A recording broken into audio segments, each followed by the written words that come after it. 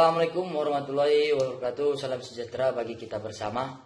Perkenalkan, nama saya Rahman Harum Nasution, mahasiswa Universitas Negeri Medan, berjurusan akuntansi, prodi pendidikan akuntansi. Jadi di sini saya akan membahas keterampilan mengajar dalam bentuk variasi. Jadi keterampilan mengajar dalam bentuk variasi ini adalah suatu keterampilan bagi guru untuk memberikan pengajaran yang bertujuan untuk meningkatkan minat siswa ataupun bisa meningkatkan rasa ingin tahu siswa. Jadi capaian yang dicapai oleh keterampilan variasi ini adalah untuk meningkatkan partisipasi siswa di dalam kelas, mendorong berkembangnya bakat siswa ataupun rasa ingin tahunya. Dan prinsip-prinsip pada penggunaan variasi ini adalah variasi ini dilakukan dengan materi dan sesuai dengan model yang dianjurkan. Jadi variasi ini terbagi menjadi 3 komponen. Komponen yang pertama itu ada variasi gaya mengajar, di mana variasi gaya mengajar ini ada salah satunya variasi suara. Jadi di variasi suara ini ada nada tinggi menurun ke nada rendah. Ada yang gestur gembira tiba-tiba menjadi sedih. Nah, contohnya misalnya kalau seorang guru bertanya kepada siswanya, jadi anak-anak, kalau beban itu di debit abadi, nah, dia terjadi penurunan nada. Lalu misalnya yang dari cepat ke lambat, contohnya, maka dengan adanya jurnal-jurnal yang telah ditentukan sebagai berikut, ada yang bisa menjawab? Lalu adapun misalnya dari gembira ke sedih, misalnya ada murid yang menjawab salah, iya itu beban di debit apa di kredit? Tiba-tiba ada yang menjawab di kredit bu. Tidak, bukan. Kita bisa memberikan gestur wajah kita. Jadi seakan-akan siswa itu lebih bertanya, mengapa? Apakah jawaban aku salah? Nah, begitu. Dan yang kedua itu ada pada pemusatan perhatian, ataupun yang sering disebut focusing. Di pemusatan perhatian ini ada banyak dia jenisnya. Yang pertama itu ada memulai kata-kata. Contohnya seperti misalnya kita memberikan ada panel gambar di slide PowerPoint, kita bisa mengatakan, baik anak-anak coba perhatikan gambar tersebut, ataupun misalnya ada media video, baik anak-anak coba kalian simak baik-baik video tersebut. Nah begitu, dengan adanya kata-kata seperti itu pasti siswa pun sudah lebih fokus, sudah tahu arah tujuan dia yang pertama untuk pembelajaran itu. Dan ada juga dia pemusatan pada suatu benda. Nah, misalnya pemusatan pada suatu benda ini misalnya kita menggunakan media alat dalam penjelasan. Misalnya dalam buat jurnal umum, kita beri dia tabel di papan tulis. Jadi kita berpusat pada tabel-tabel yang kita buat di papan tulis tersebut.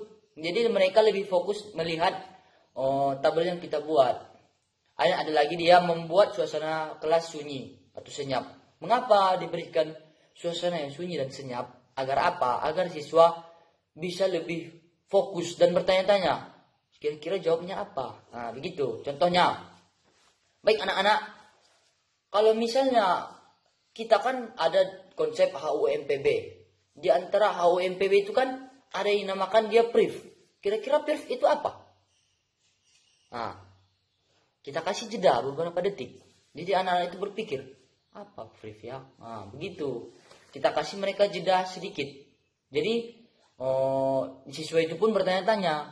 Kira-kira pasti ada, Bu, itu apa sih Bu? Nah, kalau misalnya ada yang tahu bisa dijawab.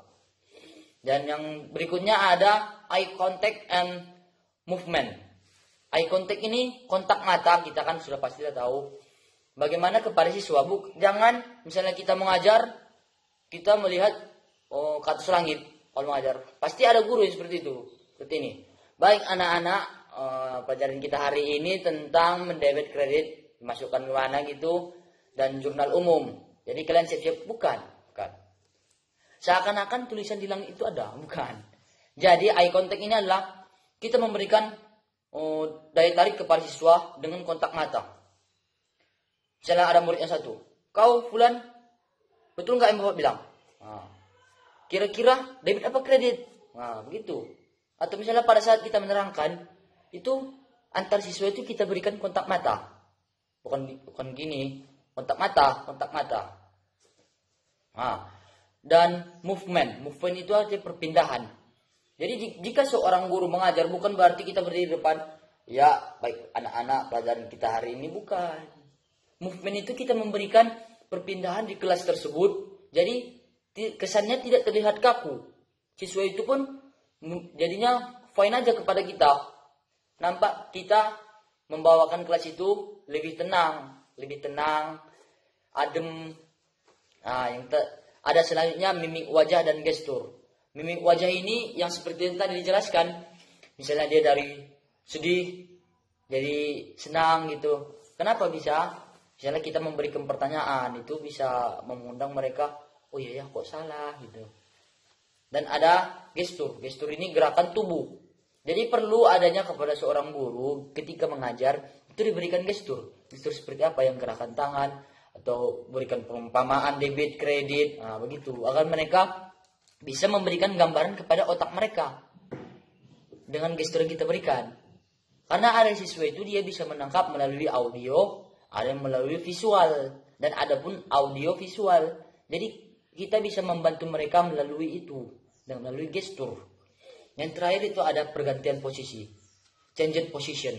Sebenarnya sama dengan movement, hanya saja di pergantian posisi ini kita misalnya pada saat memberikan penjelasan yang cukup panjang, ada kalanya kita mundur sedikit ke belakang untuk sedikit memantau juga murid-murid, dan sekaligus memberikan eye contact juga, memberikan eye contact dan gestur yang baik kepada siswa di kelas.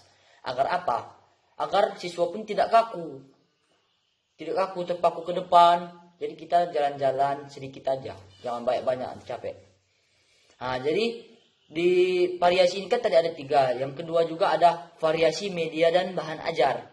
Variasi media dan bahan ajar ini seperti menggunakan slide, PPT, PowerPoint. Jadi dia itu bahan ajar itu ada yang berbentuk suara saja, ada yang berbentuk media, seperti kita menggunakan bahan ajar video, PowerPoint. Itu bisa memberikan siswa itu daya tangkap yang cukup. Begitu. Jadi rasa ingin tahunya pun semakin tinggi. Bisa juga kita berikan dari media-media itu, kita berikan solusi terhadap masalah-masalah yang terkini. Jadi variasi yang ketiga yang terakhir itu adalah ada variasi pola interaksi dan kegiatan murid. Nah, pola interaksi ini sebenarnya kita harus memiliki keunikan antara seorang guru yang satu dengan guru yang lain. Bagaimana cara dia berinteraksi kepada siswanya. Nah, begitu. Misalnya ada beberapa guru itu sok cool, tapi suaranya agak orang. Baik, onok. Dengan cara dia cool itu, bisa siswa itu oh iya bapak ini agak cool. Semakin tertarik mereka belajar. Ada juga yang stand up komedi gurunya. Maksudnya pembawaannya gembira di kelas. Bawaannya gembira. Jadi akrab gitu dengan siswa, bukan berarti terlalu akrab. Jadi dengan begitu siswanya pun semakin tertarik. Mereka tidak ada malu-malu dalam bertanya. Karena terkadang bagi siswa ini banyak ini yang ingin bertanya, tapi mereka nggak berani, tidak ada keberanian ataupun malu dengan pertanyaannya tersebut, takut ditertawakan temannya atau takut gurunya marah gitu. Jadi perlu adanya guru yang ceria di kelas. Jadi sekian dari saya tentang variasi mengajar dalam micro teaching ini. Kurang lebihnya saya mohon maaf, mudah-mudahan bermanfaat. Sekian, assalamualaikum warahmatullahi wabarakatuh dan selamat sore teman-teman.